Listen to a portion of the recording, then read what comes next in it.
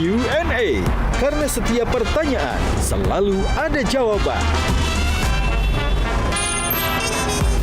Dipandu oleh Yohana Margareta.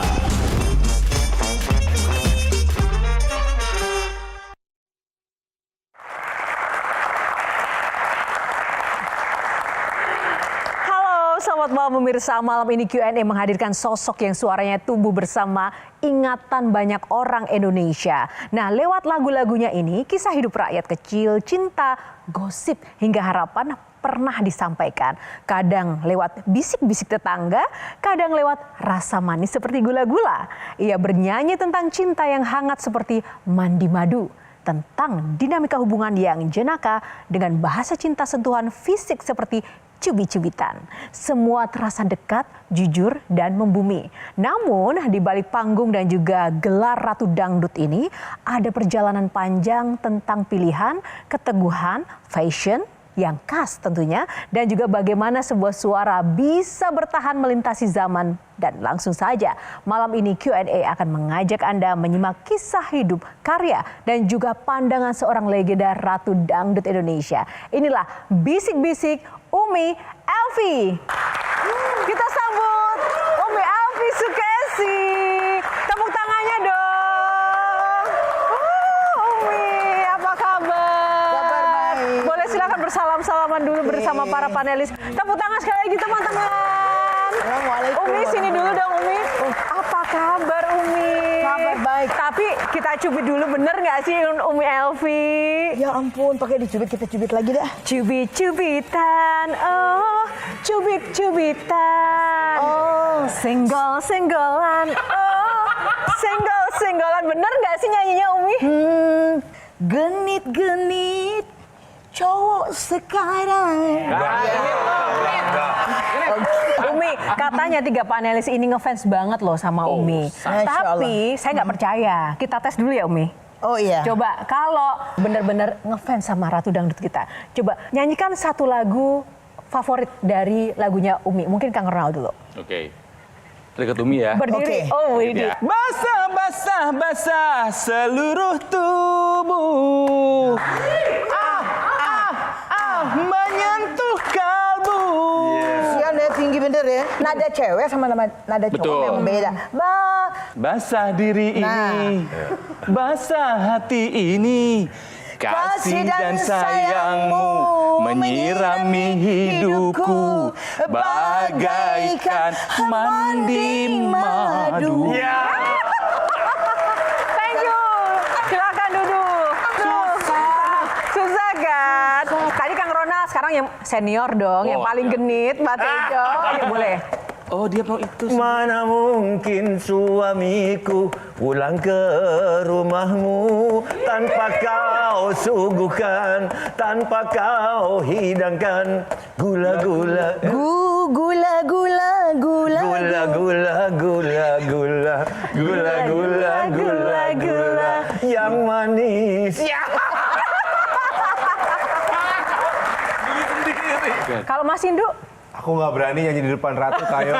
Bagian jogetnya aja.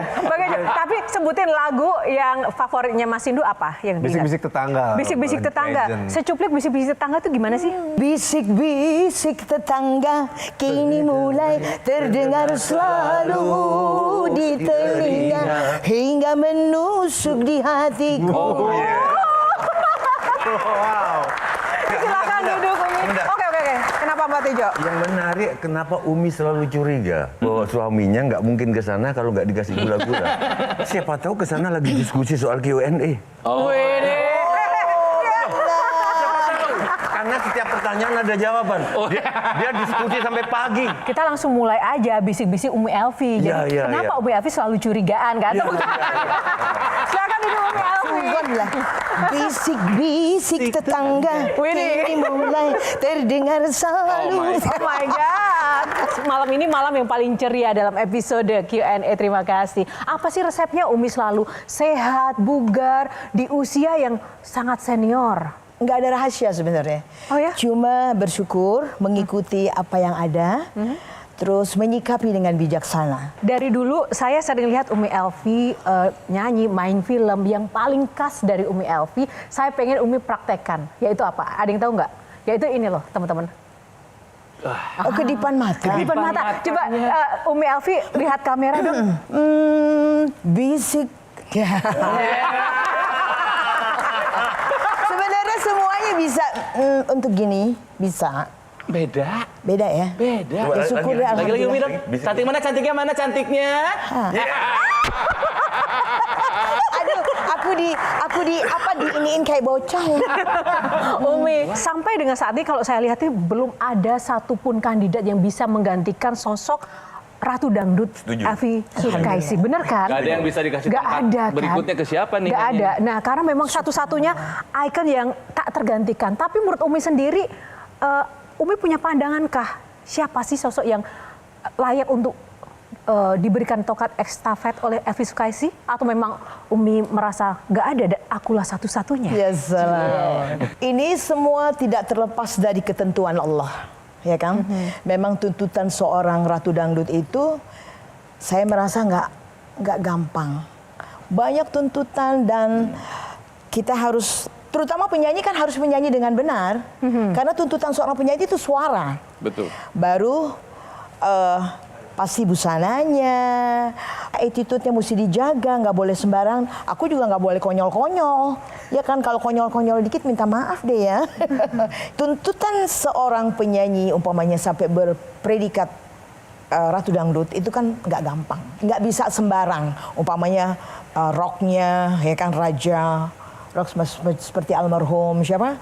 Michael Jackson. Terus ada lagi penyanyi India seperti Lata Mangeshkar, ya kan? Itu topnya India.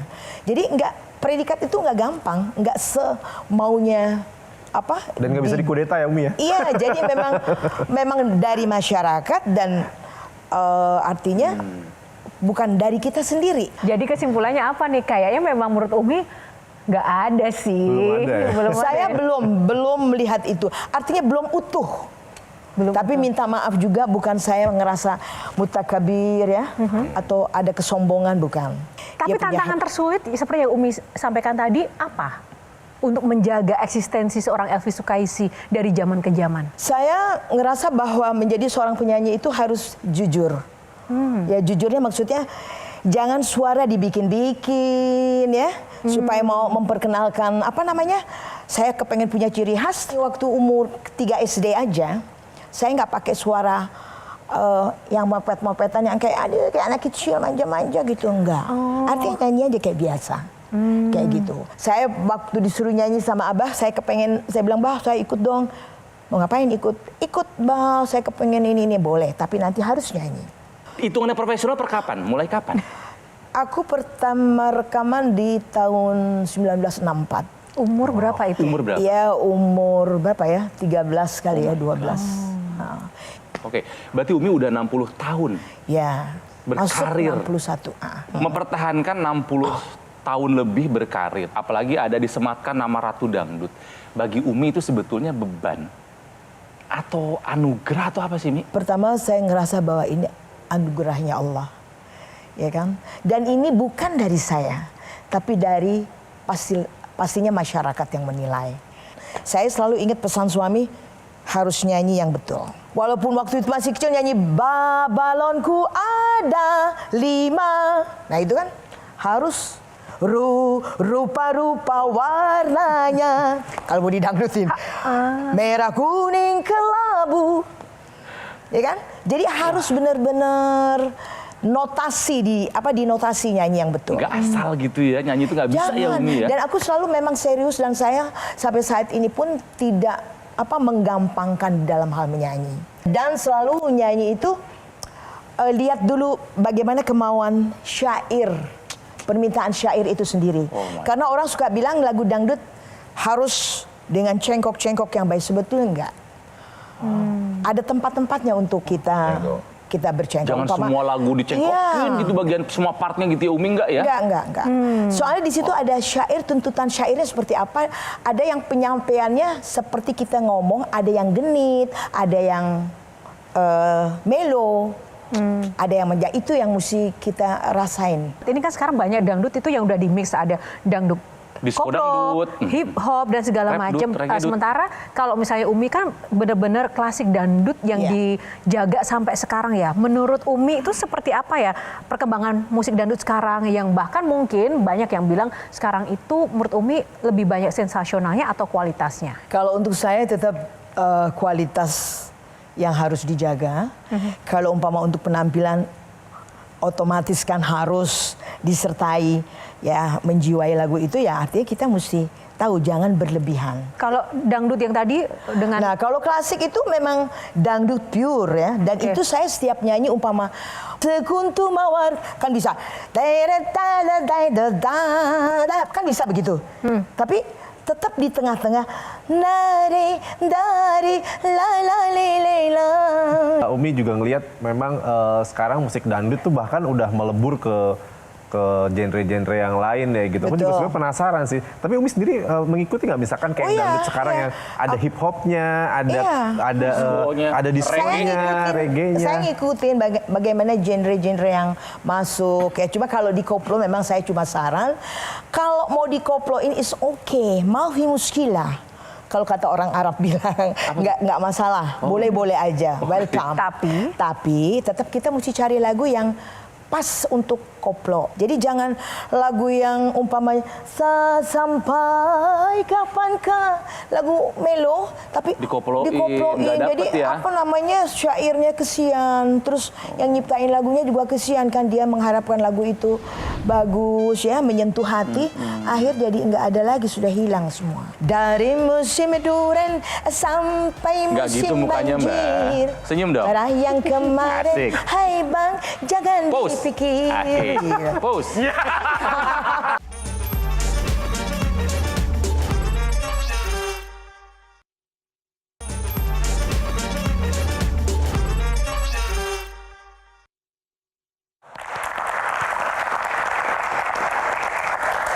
Ya, kembali di Q&A masih bersama Umi Elvi Sukaisi. Tepuk tangan lagi teman-teman. Umi, menurut Umi itu musik dangdut tuh sekarang masih digemari nggak sih? Atau mungkin bisa lebih mendunia nggak di zaman sekarang? Memang udah mendunia, kita udah ke Amerika, ke ini udah. Cuma saya belum ke Eropa ya, Belanda belum. Apa yang kurang menurut Umi? Kayaknya sih oke, cuma memang lagu dangdut itu harus dengan pure dangdutnya. Kayak waktu itu belum lama saya ketemu dengan wartawan orang-orang Jepang segala macam. Dia tanya, karena waktu itu kan sempat banyak koplo, ina itu ya. Nah itu mereka pertanyakan, Elvi dia bilang, itu kemana? Dangdut pure itu kemana? Yang seperti you waktu itu pernah show di Jepang, tapi kok sekarang nggak ada? Mereka yang tanya, kenapa tidak dikembalikan lagi seperti waktu itu? Mereka soalnya lebih suka dengan pure gitu. Pure dangdut itu dia suka banget gitu loh. Karena di notasinya juga enak terasa kan. Sekarang kan suka dirubah-rubah. Is okay kayak penyanyi yang di kompetisi untuk berlomba. Yeah. Is okay, saya akuin memang perlu ya pembenahan atau mungkin mau improv yang lebih keren lagi, mau menyesuaikan dengan anak muda yang sekarang ini, is okay. Mafi muskilah. Tapi tetap saya berharap harus cocok dengan kemauan lagu itu. Jangan sampai keluar dari real note-nya. Nah, gitu. Umi bicara soal notasi musik dangdut kan naik turun. Ibaratnya seperti itu. Notasi kehidupan, karir Umi sendiri itu kan juga pasti naik turun juga dong. Ya, titik terendah yang pernah dialami sepanjang karir apa? Oh ya, pernah waktu saat itu kalau nggak salah nih di 2012, di tengah-tengah 2012 sampai menjelang ke 2013. Yaitu semaraknya goyang-goyang. Yang goyang terlalu erotis, penampilan yang baju juga terlalu buka-bukaan. Artinya disitulah. Sampai, saya nggak sebut namanya, sampai dia mau tampil di Ancol, sampai penontonnya bilang, woi turun kalau nggak bisa goyang. Tapi bukan aku yang show, waktu itu penyanyi lain gitu. Tapi yang dialami Umi sendiri, kenapa itu kemudian menurut Umi menjadi titik terendahnya Umi? Karena gini, di samping itu yang saya turut prihatin karena kan harus tampil dengan yang erotis, ya, terus bajunya juga harus buka-buka, ya itu udah dari zaman dulu saya menyanyi juga saya nggak pernah kenakan pakaian yang seperti itu, artinya dress yang itu. Ya dulu nakal-nakal dikit adalah pakai backless belakangnya, ya terbuka sedikit-sedikit. Zaman jahiliyah disebutnya ya. Kayo, tapi ini menarik sih kalau aku bisa tambahin. Dari jawaban Umi ini menunjukkan, ya kalau tadi pertanyaan titik terendah, Umi Sukaisi itu adalah dangdut itu sendiri. Karena titik terendahnya yang dijawab adalah titik terendah dangdut itu sendiri menurut Umi gitu. Umi Elvi Sukaisi adalah dangdut Definisi itu dari dangdut itu sendiri gitu. Dangdut ketika dipersonifikasikan ini bentuknya. Betul. Kemarin kita juga ngelihat gitu ya, Umi gimana duet sama kolaborasi sama legenda ska Tokyo, Jepang gitu ya, Tokyo Ska Paradise, dan Umi sempat mendangdutkan Jepang. Lagu-lagu Umi diputar di TV nasional di sana dan begitu populer. Nah cerita itu mungkin sekarang nggak banyak yang tahu. Bisa diceritakan gimana sih dulu ketika... Saya pertama ini mereka minta supaya dari Indonesia nih apa? Keroncong dan dangdut. Pokoknya udah 29 tahun yang lalu dengan Sky Paradise tuh. Iya. 96 ya. Saya show di sana dengan grup Mahkota. Waktu ada mendiang masih ada suami, ya kan? Sempat pertama saya bawa Fitria masih lagi apa? Lagi hitnya Jaipong. Jaipongan. Jadi Tria ngisi Jaipongan. Kedua, saya kalau nggak salah 4 kali ya ke sana. Sampai fashion show, lagu saya yang sampai sekarang nih saya dapat kabar. Siapa dari Pak Tarigan ya, yang sekarang mereka masih ada di Jepang. Saya tahu dari dia. Dia bilang, Umi, dia bilang, itu fashion show, itu yang diputar lagunya Umi. Jadi untuk orang peragawan yang fashion, lagunya Umi yang diputar. Dia bilang, masa sih aku bilang gitu? Masya Allah, tabarakallah, alhamdulillah. Jalannya gimana ya kalau fashion show lagu dangdut itu gimana ya? Jalannya gimana itu? Saya waktu itu merasa tersanjung banget. Saya tampil sendiri dengan Mini Swan, ya. Itu lagu waktu itu, jangan kau pergi, jangan kau pergi, jangan tinggalkan diriku. Itu di simpang jalan dan rintik hujan, engkau berlari dariku. Judul lagunya Ko Ina Fuga. Lagu Jepang. Yang waktu saya nyanyikan itu udah tercipta 20 tahun yang lalu. Penciptanya adalah saya nyanyi digubah. Nah, waktu rekaman itu jangan kau pergi termasuk ada tadi malam ku bermimpi La Isla Bonita. Oh, lagunya apa Dona? La Isla Bonita. Tapi aku Dangdutnya. dan pada joget ya Umi ya? Iya. Orang-orang Jepang itu denger pada goyang. Iya, senang semuanya. Makanya waktu itu dia datang, kemana itu? Yang dulu dia bilang, Elvi nyanyikan yang masih pure dangdut. Kenapa sekarang saya boring kehilangan dengernya? gitu ya? Baru sebentar dengar udah nggak meresap dalam hati. Dia bilang gitu. Mbak Tejo? Bayangin fashion show kalau jalan pakai jazz, pakai itu kan masih kebayang. Saya waktu itu tersanjung banget. Jalannya gimana? Para peragawatinya gimana jalan? Jalan ngikutin lagu, orang lagunya juga nggak terlalu ini banget kan, bagus gitu. Artinya bukan yang dangdutnya harus sampai ke India banget gitu. Karena memang lagu dangdut itu kan waktu zaman dulu waktu kita kecil itu memang ada unsur kuraca. Kuraca tuh kayak lagu joget. Sekarang ada calte.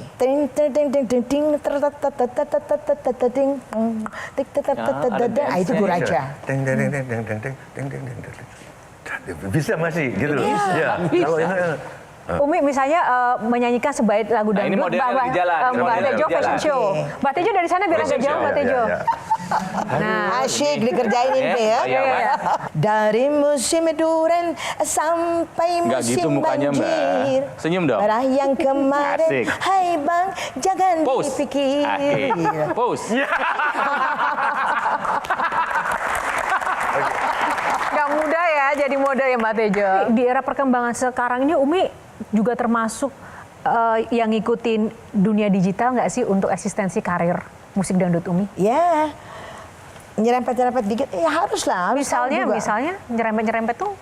Ya aku nih orangnya nggak suka lihat TV, ya orangnya nggak pernah nonton TV. Terus ini ada asisten aku yang suka, ini lihat, aku lihat gitu. Tapi harus khusyuk banget ke situ. Menarik kalau kita ngomongin soal mungkin royalti kali ya konteksnya. Oke. Nah ini kan jadi masalah yang substantif di dangdut dan ini sangat pelik karena kita tahu pencipta lagu dangdut satu populer gitu itu akan dinyanyikan oleh semua penyanyi dangdut gitu dan penyanyi dangdut itu biasanya kalau misalkan show dia akan pasti ada lagu-lagu yang hit dangdut sepanjang masanya gitu. Iya. Nah dan ini kayaknya secara royalti sih aku nggak yakin dapat tersalurkan dengan baik gitu ya Betul. atau mungkin para pencipta lagunya dapat hak yang pasti gitu. Nah, Umi sendiri melihatnya gimana masalah royalti di dunia dangdut ini? Termasuk kalau rekaman dari zaman waktu itu, di dalam kontraknya bilang aja ada royalti tapi tidak pernah dilaksanakan dengan produser. Kayak gitu. Terus paling kalau yang hit saya ingat waktu lagu Karena Pengalaman, itu kan hit banget. Yang karena lirikan kau jatuh cinta, gitu kan. Itu nyanyi lagu itu. Nah terus disitulah sepertinya di tahun 75 itu saya dapat predikat Ratu Dangdut di 75. Jadi Umi tidak mempersoalkan masalah royalti nih. Sekarang kan lagi para penyanyi dan pencipta kan sedang Ya harus mempersoalkan. dong, itu hak keringat kita. Harus biar bagaimana. Cuma masih dalam, ya itu yang you sampaikan tadi kan. Bagaimana nih caranya? Kalau mau di-cut juga untuk seorang penyanyi juga susah juga dong.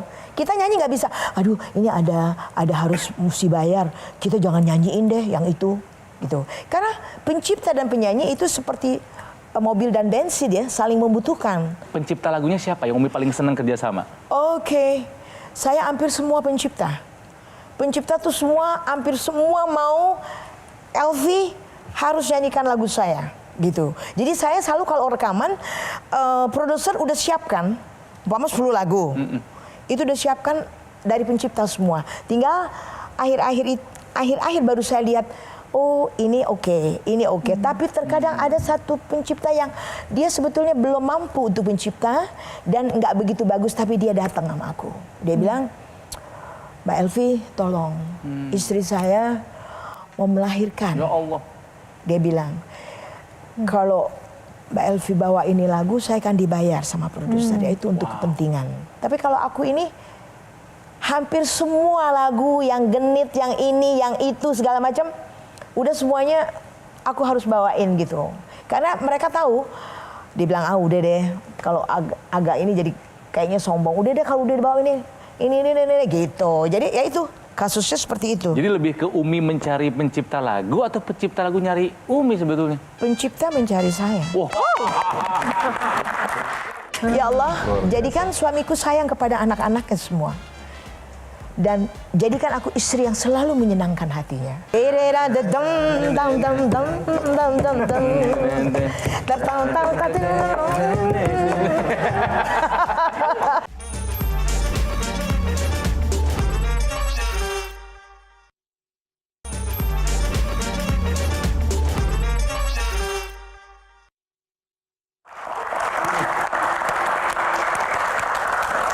Kembali di Q&A langsung saja. Sekarang Kang Ronald kalau kita lihat Umi Elvi Sukaisi ini kan tidak hanya ikonik dari sisi suara, tapi kalau aku sih busana. Kalau Kang Ronald apa nih yang khas selain dari suara sosok Umi Elvi? Sepakat. Busana ya. Gaya berpakaian Umi itu ini siapa sih Mi? Punya fashion designer sendiri atau taste-nya Umi sendiri? Aku sendiri. Jadi makanya kalau umpamanya mau tampil di TV, aku suka tanya formatnya tuh seperti apa. Terus tolong kabarin, aku tuh harus nyanyi apa. Karena aku nggak mau kalau aku nanti tampil jadi salah kostum. Ya kan, apalagi dengan karir yang sudah memasuki 61 tahun. Kalau kita salah kostum kan jadi lucu, jadi konyol. Kadang-kadang bahan yang udah penghabisan, yang udah untuk aku mau pakai, dibilang, Bu Elvi ini udah last, dibilang. Ada sekian meter, 6 meter yang you mesti ambil ini semua. Emang Umi belanja sendiri kainnya? Yes. Oh, ya? Kadang aku belanja sendiri kalau memang aku mau bikin. Karena modal aku bikin, aku hayalin kayak gitu. Terus harus hijabnya seperti apa saat itu kalau aku mesti muncul. Dan pakai jilbab itu bukan mengurangi jadi kurang penampilan, saya ngerasa tetap modis. nggak ada salahnya.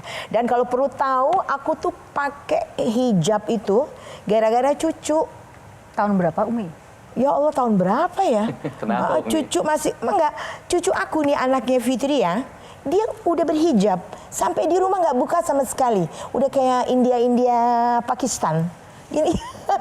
Selalu pakai gitu. Jadi tahu-tahu saya lihat, loh kok cucu pakai, Neneknya belum gitu. neneknya belum.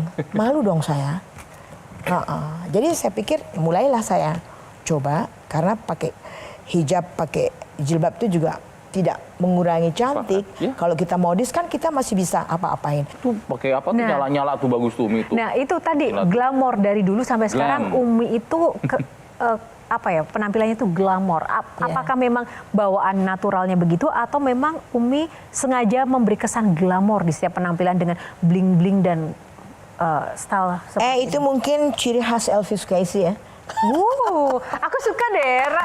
Umi tuh benar-benar firm gitu loh tentang dirinya ya. Kalau aku memang suka dengan banyak pernak-pernik kayak gitu. Dan kalau aku nggak kayak gitu, banyak yang suka ngomong, bukan Elvi Sukaisi katanya. Itu tadi soal fashion. Tapi satu lagi nih, tahu nggak teman-teman yang khas dari seorang Elvi Sukaisi? Itu loh, lempar. Itu coba itu gimana kok bisa kayak gitu sih? Gini, itu nggak tahu terinspirasi. Sebetulnya bukan dari dulu. Jadi waktu itu saya show di Ambon. Dulu kan kita masih kayak orang mau balet ya. Gini terus tahu-tahu aku nyanyi Mandi Madu. Lagu Mandi Madu terus kok bisa teret waktu basah gitu. Dari situ. Dari situ.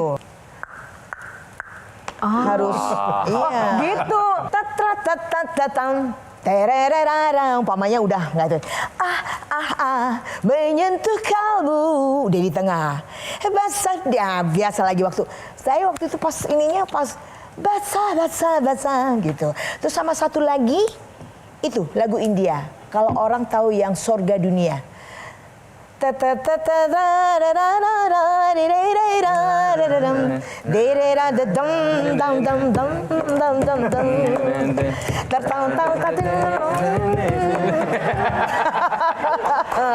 Kok kebalik sih? Umi, tapi pernah jatuh nggak tuh? Alhamdulillah sih ya, subhanallah. Belum tuh. Wah, konsentrasinya tinggi banget. Karena mic-nya mahal, Sindu nggak boleh jatuh. Enggak begitu juga. Umi, Yes. tadi kan nikah tanggal 13 apa? Umur 13. Ya kan? 14 lebih 3 Suami bulan. 23-an. Oke. Pengalaman apa yang bisa, karena waktu aku SMP itu dengar sungguh kau suami yang kok hanya Umi yang bisa nyanyiin itu. Jadi kayak Masa? pedih banget. Serius, itu apa karena pengalaman di situ? Gini, Sungguh, kalau kok- penyanyi emang kesiannya, ya. Kita nyanyi suami yang kejam, dipikir suami kita yang gamparin kita.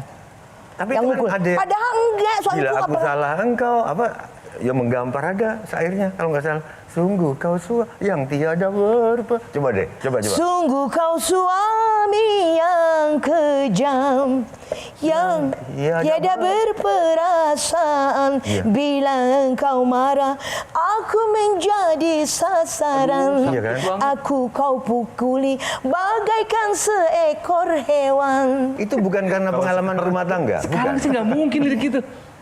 Kalau rumah tangga is okay, manusia dalam kehidupan semua ada duri-duri di dalam ada. Iya, Tapi kalau yang namanya kita digampar tuh nggak pernah. Iya, tapi pertanyaanku enggak. Enak aja main gambar-gambar. Emang kita ayam. Saya sering nonton dangdut. Begitu lagu itu yang bisa nyanyi cuma Umi. Gitu ya. Ah. Alhamdulillah. Iya, kenapa? Nggak paham. Masa nggak pernah ngalami? Enggak. Kok maksa sih Mbak Tejo? Bagaimana sih? Kok maksa? Kita mau dikorek nih. Umi tuh nggak pernah sekalipun saya dengar tadi melontarkan kata-kata negatif, keluhan dan juga komplain. Memangnya hidup Umi tuh mulus terus ya, bahagia terus gitu ya Umi? Atau gimana sih? Kok kayak nggak pernah susah gitu? Subhanallah.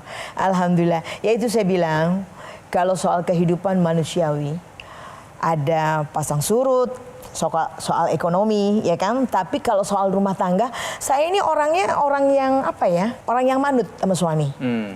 Jadi kalau suami saya bilang merah, merah, hitam, hitam. Jadi jangan pakai dikomplain. Karena apa? Dia terangin, karena dia jamaah, dia bilang, ana kalau mau bicara, ana pikir dulu untung ruginya. Ya kan? Jadi makanya nggak bisa dibahas. Jadi yang saya sudah bicarakan itu adalah, itu udah harus begitu. Menurut siapa? Ayo. Mau bertuhan sama siapa? Suami gituin, gitu loh. Jadi saya punya kewajiban ya, memang nggak boleh ya kita terlalu tunduk kalau umpama suaminya juga konyol kan. Harus kan seiring sejalan, ya kan? Ya Rob, jadikan aku istri dalam kasih sayangnya. Waduh. Selalu bilang gitu, dan ya Allah, jadikan suamiku sayang kepada anak-anaknya semua. Dan jadikan aku istri yang selalu menyenangkan hatinya. Itu nggak bikin laki-laki gede kepala. Setiap hal, setiap terjadi berantem, Aku saya salah yang aku duluan. yang salah. Soal dia mau gede kepala terserah, kita balikin aja sama dia. Ya kan? Dia pastikan juga punya pikiran. Dan kalau dia beragama yang benar, dia nggak mau dong egois kayak gitu. Dia harus tahu mendidik istri, bagaimana harus berlaku terhadap. Tapi saya paling suka kalau suami yang sayang sama anaknya, ya kan? Ada kan suami kan yang cuek banget sama anaknya. Itu aku nggak suka banget. Perasaan, ya Allah anaknya tapi kok dia cuek-cuek aja sih, sedih banget deh. Kebetulan suami, karena memang saya kenal dia, terus saya jatuh cinta sama dia, karena dia juga seorang penyanyi. Kok subhanallah, takdir Allah saya berjodoh sama dia sampai akhir umurnya. 60 tahun. Berarti ketika Umi nyanyi itu, bayangannya suami. Cuma kamu sayangku di dunia ini. Tanpa kamu sunyi terasa itu bayangan suami. Tiada kalimat. Dia sebenarnya lagi mau pameran suaranya. Enggak. Aduh. Enggak, maksudku Umi kebayang itu enggak? Kenapa bisa pas juga walaupun tidak sepas suami yang kejam itu, tapi yang itu enak banget di samping kan Rita juga nyanyiin itu ya, tapi ya memang masing-masing. Coba kamu itu sayangku di dunia ini. Cuma kamu cintaku di dunia ini. Dia joget tanpa lagi. kamu. Ini kayaknya sesinya Pak Tejo banget deh.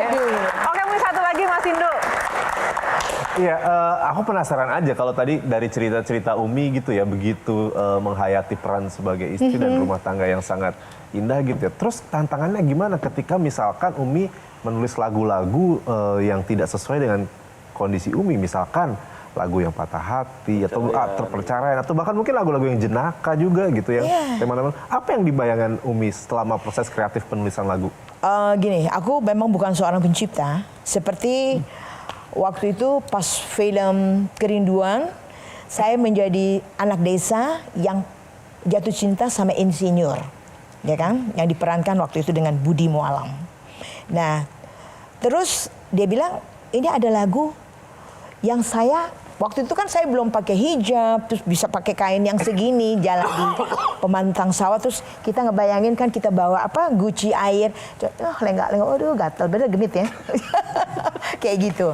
Nah terus tahu-tahu kok saya terbersit pas di kamar mandi, karena itu kan di perkampungan, jadi gunung. Jadi saya ngebayangin waktu gitu kan. Terus ada jawaban gunungnya, gitu kan, gitu, kan gitu,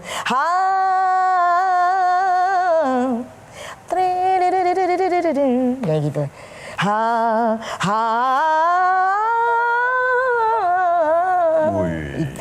itu pesta panen. Jadi seakan-akan kita di kampung lagi panen padi pakai gerobak. Betapa senang rasa hati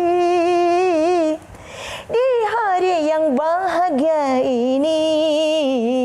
Itu kebetulan ciptaan aku, pesta panen di tahun 80. Pas untuk tercipta dalam film Kerinduan. Bicara soal film, Mas Indo udah terjawab belum? Ya. Udah terjawab ya? Bicara soal film, Umi kan juga bintang film juga ya. Dari dulu nih sama Bang Haji juga segala macam. Lebih asik main film atau nyanyi? Gitu ya. Kalau film, Asyik juga. Asyik juga. Untuk di stage, gini, kalau di stage tuh kita langsung bisa komunikasi sama penonton kan. Hey, mau lagu apa? Terus kita senandung sama dia. Ini dia minta lagu ini. Artinya kita bisa pendekatannya lebih dekat waktu di stage. Kalau di film, ya film kan punya keterbatasan. Tapi peranan itu tetap harus kita rasain. Pernah cinlok nggak main film? Dia mau ngorek. Pernah cinlok nggak Umi? Aduh, jangan dong ya. Enggak. Nggak mau cerita atau nggak pernah? Enggak lah. Kan usia 14 sudah nikah, yuk. Oh iya juga ya. Oh iya. Saya pinjam duit sama tetangga untuk beli susu anakku. Tapi saya bilang, Tante, nanti aku malam minggu besok ada acara. Insya Allah saya kembaliin uang Tante.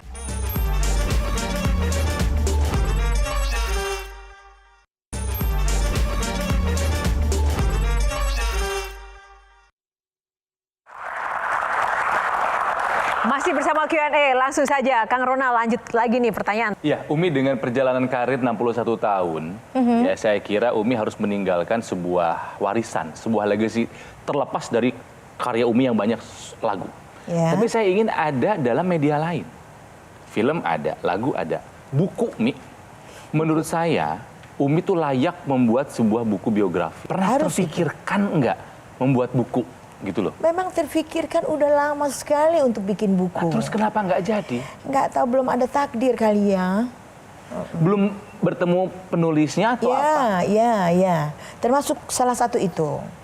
Karena ini aku harus nyiapin waktu untuk berceloteh sama-sama dia atau jalan bareng-bareng supaya dia juga apa sih kemauannya dan bagaimana sih ceritanya seorang Elvis Casey dari masa anak-anaknya sampai pas merit, sampai rumah tangga atau segala macam. Kayak gitu, dan alhamdulillah sampai saat ini. Kayak gitu. Ya, jadi kalau di luar negeri itu satu musisi bisa beberapa buku biografi gitu loh. Ya, Saya ngerasa kalau umpama melihat kisah perjalanan seorang Elvis Casey, aku bilang aduh kalau bangsa Fulus kencang atau ada orang produser itu bisa jadi film berseri-seri loh. Percaya ya. Benar. Ya. Apa yang Umi ingin masyarakat itu ingat dari seorang Elvis Casey yang ingin Umi prioritaskan untuk dituangkan menjadi cerita utama dalam buku itu? Banyak sekali, karena perjalanan hidupku ini Masya Allah berliku-liku banget dari kecil sampai terus sekolah. Dan waktu sekolah tuh aku nyanyi di luar kota ya, pulang pagi. Dulu kan bubar jam 2, jam 3, terus nyanyinya di Serang pakai mobil-mobil kecap loh. Mobil kecap tuh apa? Iya, mobil yang biasa bawa kecap. Terus aku naik di situnya gitu loh sama suami waktu itu. Kadang-kadang mobil tentara. Jadi yang lucu kesiannya kalau mobil kecap yang udah gini, dia nyetir ke sini, bodinya ke sana. Karena udah ketuaan gitu loh. Kadang-kadang tuh mereka cari apa namanya supaya ada untung gitu. Jadi ambil kendaraannya yang udah nggak memadai gitu. Terbayang itu kalau ditulis dalam sebuah buku gitu loh, Mi. Banyak orang yang kami nggak tahu cerita Umi itu seperti apa. Ada nggak cerita gitu yang sekarang nih, cerita yang ternyata kami semua yang ada di sini tuh nggak pernah tahu. Satu aja Umi, untold story. Saya ngelihat suami waktu itu, dia juga seorang penyanyi, kayaknya handsome banget. Terus saya bilang, siapa dia tuh ya? Bayangin aja umur 12 tahun genit kan? Iya. Sampai saya tanya, itu siapa sih ya namanya gitu loh. Akhirnya, nah dia juga melihat sosok saya. Ini anak kecil suaranya kok kecil anaknya, tapi kok suaranya udah volumenya udah keren banget. Sampai dia utarain ke musik Chandra Lekha waktu itu, pimpinan Umar Alatas, dia bilang, Kak Umar ini ada penyanyi kecil, tapi suaranya Masya Allah. Boleh kita jadiin penyanyi di Chandra Lekha sini, Ma. Tahu-tahu aku mulai itu. Bisa dibilang yang menemukan bakat Umi pertama itu suami. Iya, dia lihat saya nyanyi saat itu kan? di pesta perkawinan. Iya, dia lihat, makanya dia laporan sama pimpinan musik Chandra Lekha itu, Allah yarham. Ya, dia melihat bahwa ini, dan kebetulan grup itu sering sekali problem dengan penyanyi. Jadi bilang, ini anak kecil nih, coba kita dudukin di Chandralekha. Makanya dari itu aku setiap ada acara, jadi sekarang aku yang ngisi. Dan kita naik beca loh, Bo. Naik beca. Naik beca bertiga. Aduh, kasihan tukang becanya dong. Hah? Kan aku kecil masih waktu kecil, itu. ya, Umi, maaf. Masih kecil, jadi nggak repot. Jadi seorang Elvi Sukaisi pernah naik beca. Elvi Sukaisi itu dulu pernah menderita apa sih gitu? Maksudnya bukan menderita ya, maksudnya sesusah apa gitu? Pernah naik beca, pernah naik mobil kecap. Terus pernah apa lagi, Umi? Oke, ini yang paling sedih ya. Saya waktu itu jadi penyanyi kan belum top banget. Jadi Adit Chandralekha di mana-mana.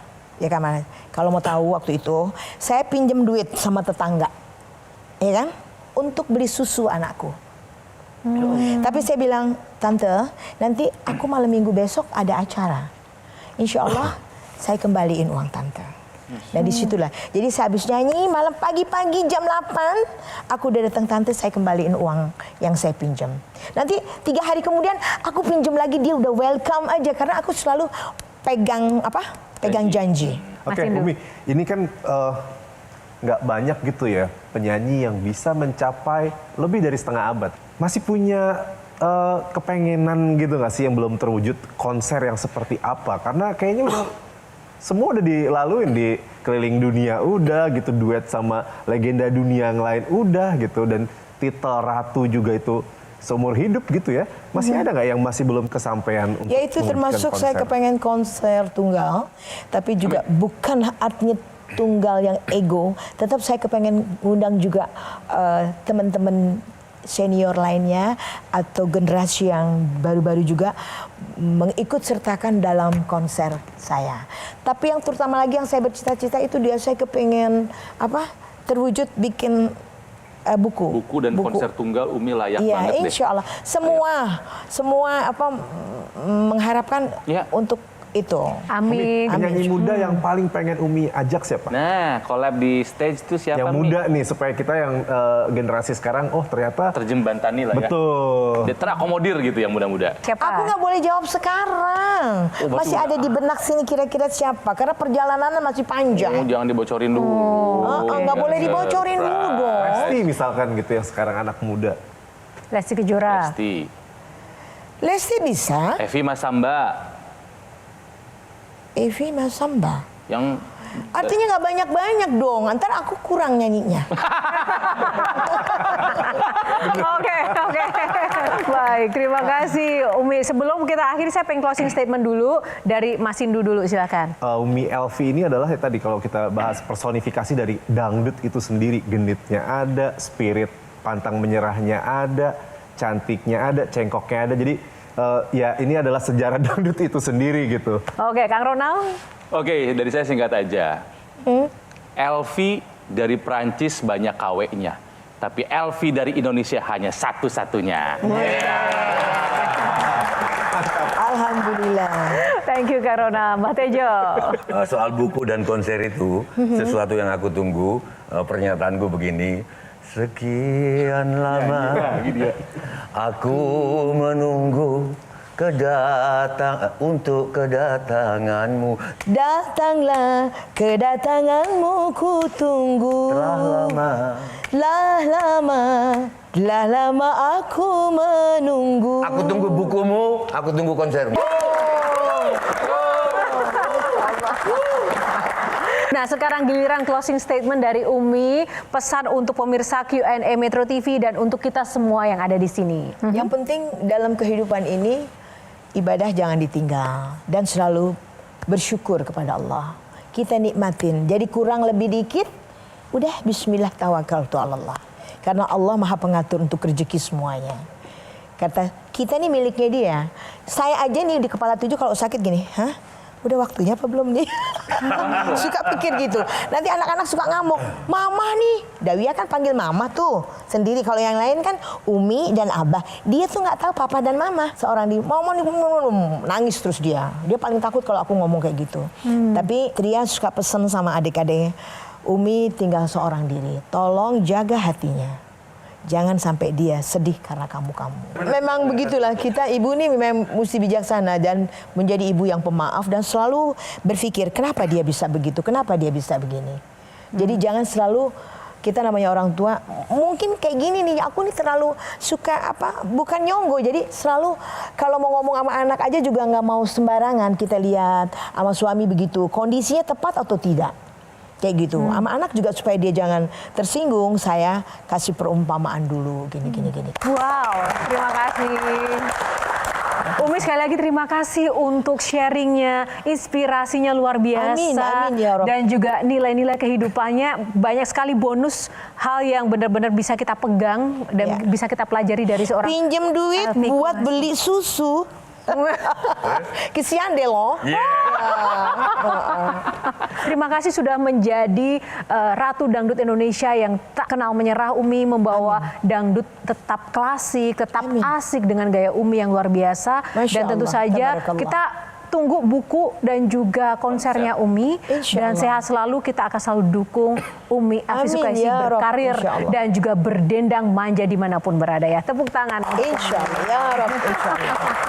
Demikianlah pemirsa episode Q&A kali ini. Semoga dapat memberikan inspirasi dan juga menambah pengetahuan baru bagi Anda dimanapun berada. Dan atas nama kru yang bertugas, saya Yohana Margarita pamit undur diri karena setiap pertanyaan selalu ada jawaban. Sampai jumpa lagi. Metro TV. Jelajahi cara baru mendapatkan informasi. Download Metro TV Extend sekarang.